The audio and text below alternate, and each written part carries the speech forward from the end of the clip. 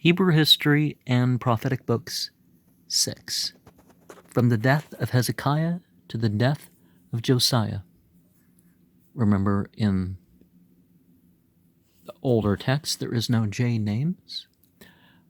AM 3312, 3400 to 3410, 721 to 623 BCE. The reign of Hezekiah was succeeded by a calamitous reaction in the condition of the nation. The reign of Manasseh, though longer than any other Jewish king, was during a considerable part of it at least the most wicked. There seems to have been no known abomination practiced by any heathen nation. Well, let's not call any group heathen or pagan just because they have different beliefs or different political alliances, which under his influence was not imitated, if not excelled. As a consequence, the most terrible civil disasters ensued.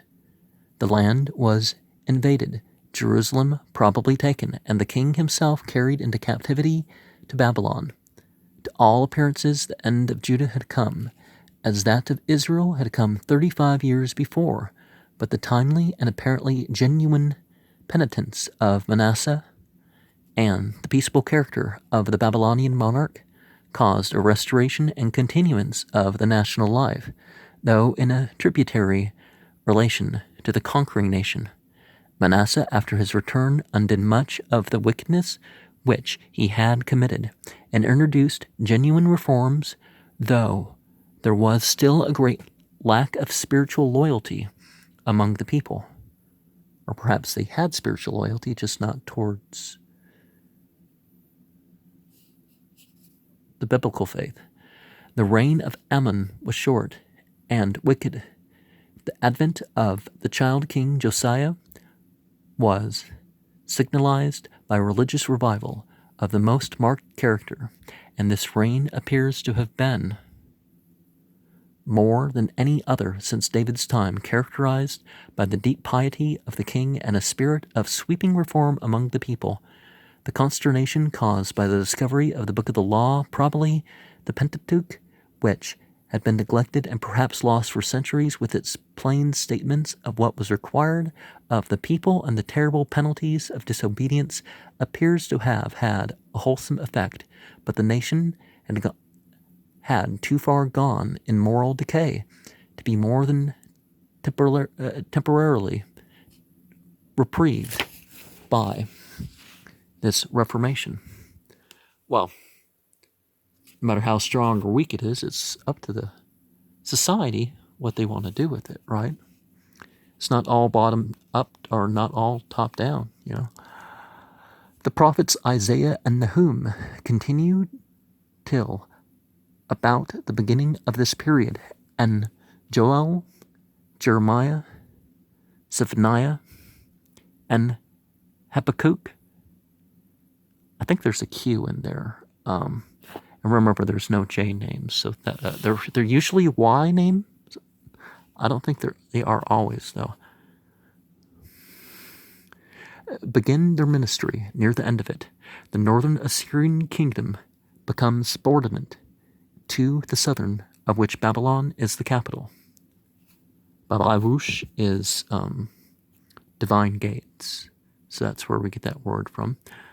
It was the time of the Messenian War in Greece, of Pisistratus at Athens, the subsequently of the ascendancy of Sparta in Rome, Talus, Hostilius,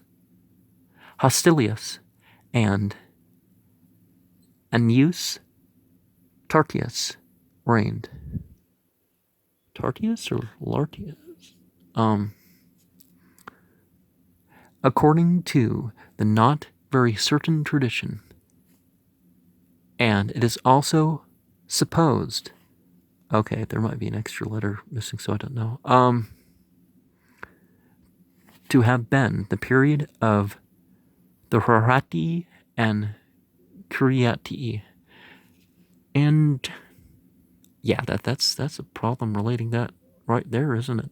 That the more historical, we're not certain about that. I'm not saying that there's not mostly legitimate historical claim biblically, because that's actually what you have in a physical sense, but it's not entirely historically verified, or sometimes there's, like, pretty much every story, there's like something, any sizable story in the Bible, there's like something that's kind of different when you look at the proof.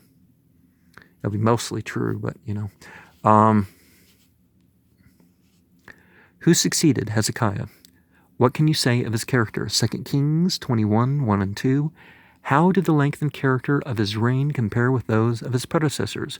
What were some of the abominable things done by him? Verse 3 and through 9. 2 Chronicles 23, 1 through 9. What warnings and what threatenings were uttered? 2 Kings 21, 10 through 15. What was the effect? 2 Chronicles 33, 10. What was the calamity? What calamity befell the nation and the king? Verse 11. What was the effect on Manasseh? The further consequence, verse 12 and 13. What did the king do after his restoration? 14 through 17. And remember, it's not about, I must return myself to the leadership. Well, could be a political goal, but never should you start a war over that sort of thing. There has to be something more to it. That could be, part of the process, but yeah, I don't think it. Anyways. His death and burial. What reason can you suggest why the account of this long and eventful reign is so brief and fragmentary, when there appears to have been very full details in the contemporary writings? Also, why possibly he was not buried with his royal ancestors. The short, wicked, and uneventful reign of Ammon and his tragical death. 21 through 24. Who was the successor of Ammon?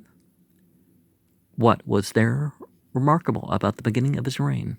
General character of his reign, 2 Kings 22, 1 and 2. 2 Chronicles 34, 1 and 2 sets in operation a thorough and sweeping religious reformation.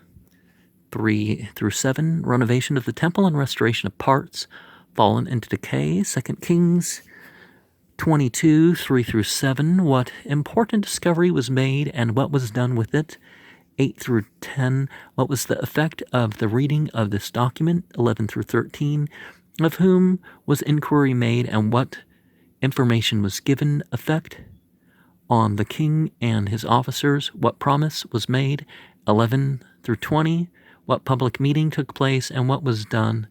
23, 1 through 3, what followed, how far did this reformation extend, what prophecy was fulfilled, 4 through 20.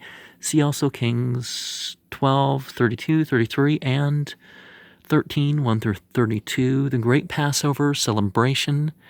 21 through 24, what high commendation is given Josiah, regulation of the temple worship and service. 2 Chronicles 35, 1 through 19, did these acts of repentance and reformation save the nation, and why? 2 Kings 35, 20 through 24, the greatness of the morning. 25, and Zechariah 12, verse 11, the prophets of this period, contemporary history. See the introduction.